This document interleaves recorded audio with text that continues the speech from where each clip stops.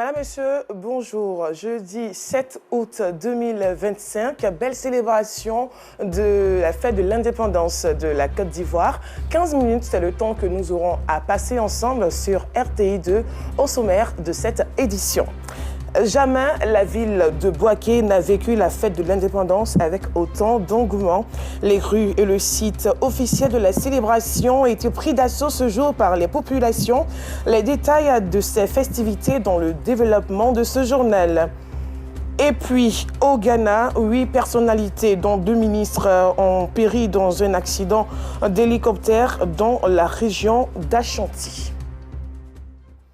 Une fois de plus, soyez les bienvenus si vous nous rejoignez. Ce jeudi 7 août 2025, notre belle Côte d'Ivoire célèbre le 65e anniversaire de son accession à l'indépendance. Cette date, au-delà de sa portée historique, est toujours un moment privilégié pour se souvenir des idéaux et des valeurs qui ont fondé notre nation. L'unité, la paix, la solidarité et le travail. C'est l'héritage des pères fondateurs de notre pays qui ont rêvé d'une Côte d'Ivoire libre, fraternelle et prospère. Cette déclaration est du président de la République, son Excellence Alassane Ouattara, lors de son adresse à la nation. Ce jour, dans la ville de Bouaké, accueilli dans une ambiance festive, le chef de l'État a présidé la cérémonie officielle au boulevard de la Paix. Ce choix de la ville de Bouaké s'inscrit dans une volonté de rapprocher les institutions de l'intérieur du pays et de promouvoir la cohésion nationale. Pays invité, les États-Unis, la France, le Maroc et le Gabon. Toujours dans la ville de Bouaké, toutes les dispositions ont été prises par les populations, cadres et le premier magistrat de la commune de Bouaké pour donner une image attrayante de la ville. Les grandes artères, les poteaux électriques et les grands espaces de la ville scintillent aux couleurs du drapeau national. Le reportage de nos envoyés dans la ville de Bouaké. Il est 21h dans la vallée du Bandama. La ville de Bouaké dégage un éclat éblouissant.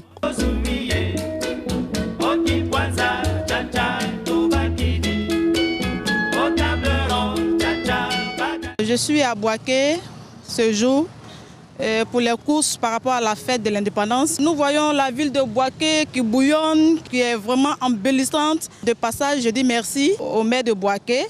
Et vraiment, très bonne fête à tous. Des jeunes, séduits par la beauté de Bouaké à cette heure de la nuit, se baladent à travers la ville à la découverte des rues et espaces illuminés à l'occasion de la célébration de l'an 65 de l'indépendance de la Côte d'Ivoire. Ce mur, en dessous du pont, aux couleurs des drapeaux ivoiriens, attire leur attention. Tous se prennent en photo.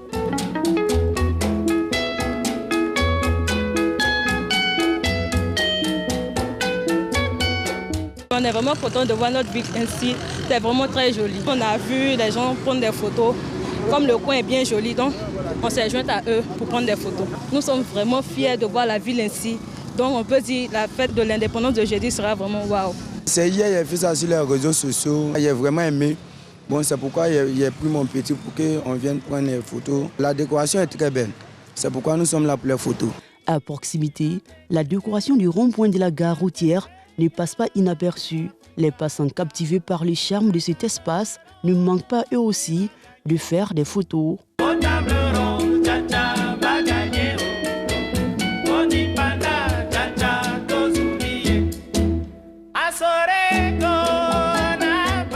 On a quitté à Dar et Souvenir prendre les photos ici. On est content. Ce serait un beau souvenir vraiment. Depuis fin juillet, la ville de Bouaké ne cesse de charmer visiteurs et populations. C'est très beau, bien travaillé. Le maire a mis le paquet pour l'indépendance. On est prêt à accueillir les gens. Ça sera la meilleure fête d'indépendance. La distance d'ici au village là, au moins ça peut me prendre 2 minutes, peut-être 1 minute. Mais moi je préfère de prendre 20 minutes pour pouvoir bien regarder la beauté, l'éclairage. La ville est super belle. Ça sera la meilleure et super meilleure fête d'indépendance. Sélectionnée comme ville hôte de la célébration du 65e anniversaire de l'indépendance de la Côte d'Ivoire, Bouaké est prête à offrir une fête inoubliable aux Ivoiriens.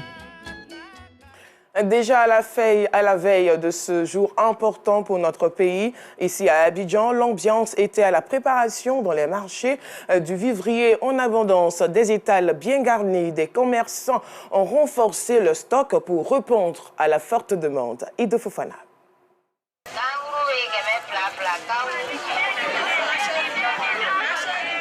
Au grand marché de la commune d'Abobo, les couleurs de la fête de l'indépendance s'imposent déjà. L'effervescence est palpable. C'est 1000 francs, venez payer. Sanata, vendeuse de légumes depuis 20 ans, ne déroge pas à la tradition. À chaque veille du 7 août, elle anticipe la demande en renforçant son stock. Ce matin encore, son étal est bien garni. Oignons, tomates, choux, salades, tout est prêt pour les plats festifs. Je me suis bien préparée parce que c'est la fête. Les gens doivent venir faire marcher. Pour aller moi-même, il va aller préparer. Donc, il faut que les gens viennent faire marcher pour aller préparer pour la fête indépendance de notre pays. Comme elle, de nombreuses commerçantes s'activent, conscientes de l'importance de ce rendez-vous national. Les consommateurs, eux aussi, prennent les devants pour s'assurer un bon plat.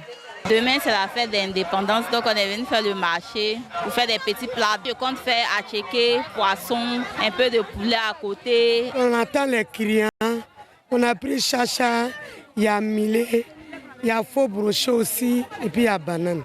Comme demain, indépendance, c'est une grande fête. On attend les clients, mais on ne voit pas les clients. Ange est arrivée dès 6 h du matin. Pour elle, célébrer l'indépendance, c'est avant tout se retrouver en famille ou entre amis autour d'un bon plat. Comme tout bon Ivoirien, faire la cuisine, partager en famille ou avec des amis, des collègues, voilà, pour commémorer les 1 an de plus de l'indépendance de notre pays. Pour faire des grillages, acheter un peu de tout, un peu de choux, carottes, persil. En tout cas, il y aura beaucoup de plats au programme. Dans la commune d'Abobo, comme ailleurs, les préparatifs vont bon trait. Le 7 août reste une date gravée dans les cœurs. Une fête que chacun s'emploie à rendre inoubliable à sa manière. Allez, un autre registre à présent dans des villes de l'intérieur du pays, précisément au nord de la Côte d'Ivoire. Impossible de parcourir les villages sans rencontrer les ânes. Ces animaux sont utilisés par des paysans pour charrier les sacs d'engrais et les produits agricoles du village au champ et vice-versa. À Poniakele, localité située dans la région de la Bagoué, les ânes parcourent plus de 5 km par jour avec des bagages dans le but de donner un coup de main aux agriculteurs. Assiton Diarra, Gilles Tounien, Issa Dembélé, Dieudonné Sidoué nous en parlent dans ce reportage.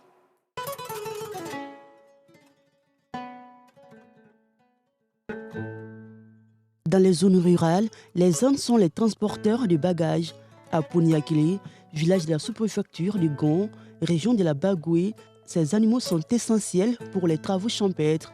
Ils transportent les agriculteurs et leurs produits du village au champ et pareil pour les retours après les boulots.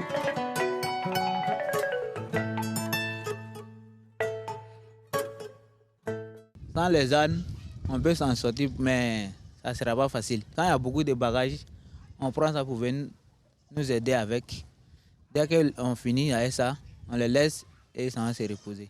C'est comme ça partout. Grâce à la modernisation, les cultivateurs les plus chanceux font recours au tricycle pour leur déplacement entre les villages et les champs.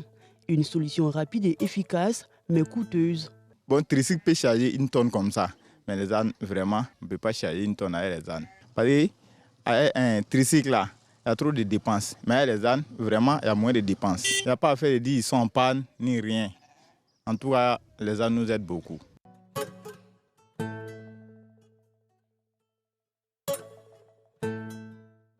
Dans des villages de l'intérieur du pays, les ânes sont une véritable aide pour les paysans.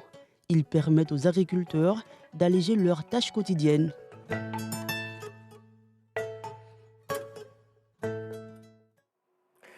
Pendant 3 jours, les seniors auront droit à des consultations et examens médicaux gratuits au centre de santé de Blocos. Cette information a été communiquée lors de la cérémonie de lancement de l'événement par l'association des retraités de la commune de Cocody-Areco qui s'est tenue à l'hôtel communal de la commune. Reportage. L'association des retraités de Cocody-Areco, soucieuse de la santé et du bien-être des personnes âgées, organise la 12e édition des journées médicales dédiées aux seniors. Nous avons souhaité parler de l'ostéoporose parce que j'estime que ce sont des intellectuels de haut niveau qui sont aujourd'hui à la retraite, qui ont servi le pays. Il est bon pour eux d'avoir des informations diversifiées et soutenues, pour qu'ils puissent également prendre soin de leur santé.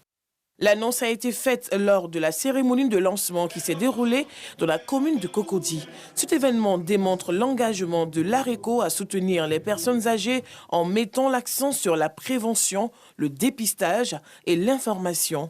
Par rapport à notre âge, moi-même je sais que je souffre. Tout ce que le médecin a dit sur l'ostéoporose, ce n'est pas se lever tôt le matin, faire le sport, je ne le fais pas.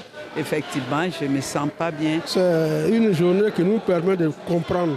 En fait, nous ne sommes pas du corps médical, mais à force des explications, afin d'écouter les spécialistes, vraiment ça nous éclaire et on évite certaines choses.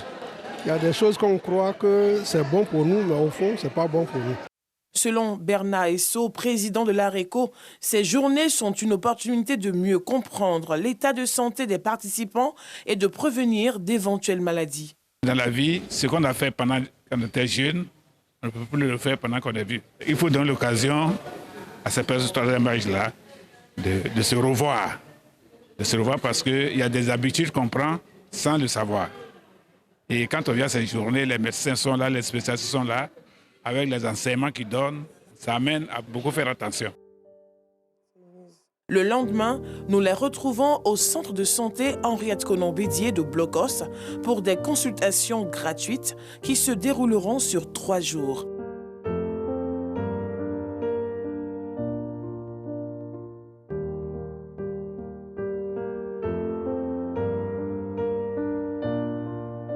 Ce sont près de 300 seniors qui ont bénéficié de dépistage. La Côte d'Ivoire accroît son potentiel de transformation de cacao. Une nouvelle unité industrielle a été mise en service dans la ville de Difo. Plus de 32 milliards ont été mobilisés pour le projet. Les capacités d'usinage tournent autour de 36 000 tonnes par an. Poursuivant ce journal en sport, soutenu par la direction régionale du sport et du cadre de vie du Haut-Sassandra, le district autonome du Sassandra, Maraoué, a procédé à l'ouverture de la 2e édition des Olympiades qui se déroule du 31 juillet au 16 août 2025. Cet événement sportif d'envergure qui rassemble de nombreux participants s'annonce comme une célébration exceptionnelle du sport et du dynamisme communautaire. Maïssa Kogay. Moment solennel suivi d'une parade d'athlètes de la place Bebani au lycée 4 dans la commune de Daloa au centre-ouest du pays. Nous sommes à la cérémonie marquant la 2e édition des Olympiades, une occasion pour les autorités de la ville de témoigner leur engagement en faveur du développement local par le sport. Chers athlètes, vous êtes au cœur de cette dynamique. Ces compétitions sont votre terrain d'expression, mais aussi votre porte vers l'excellence. Soyez dignes, soyez combatifs, mais surtout, soyez respectueux de l'éthique sportive. Car plus que la victoire, ce sont les valeurs que vous incarnez qui construisent la nation. C'est un sentiment de joie parce que monsieur le ministre-gouverneur donne l'occasion à notre jeunesse de pouvoir s'occuper sainement. Donc je voudrais exhorter la jeunesse à s'approprier, en tout cas ces jeux organisés par le D6 Sassandra Maraoué.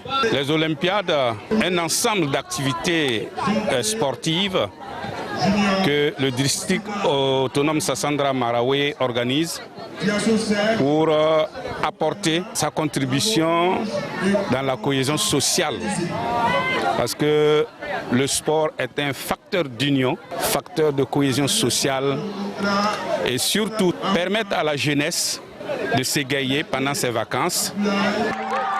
Dans une ambiance électrique, le match d'ouverture du tournoi de football a opposé Emmanuel FC à ATFD. En plus du football, d'autres disciplines dont le sprint, le cross populaire et le taekwondo seront mises en avant lors de cette édition, illustrant ainsi la diversité et la richesse du sport dans le Haut-Sassandra. Terminons cette édition par cette page noire. Le Ghana est en deuil. Les ministres ghanéens de la Défense et de l'Environnement sont morts hier mercredi dans un accident d'hélicoptère, a annoncé la présidence ghanéenne. L'appareil transportait également 3 membres d'équipage et 5 passagers. Accra a décrété 3 jours de deuil national et mis en berne tous les drapeaux jusqu'à nouvel ordre. Voilà, c'est la fin de cette édition. Merci à vous de l'avoir suivi. Bonne fête de l'indépendance à toutes et à tous. Surtout, vivons joyeux.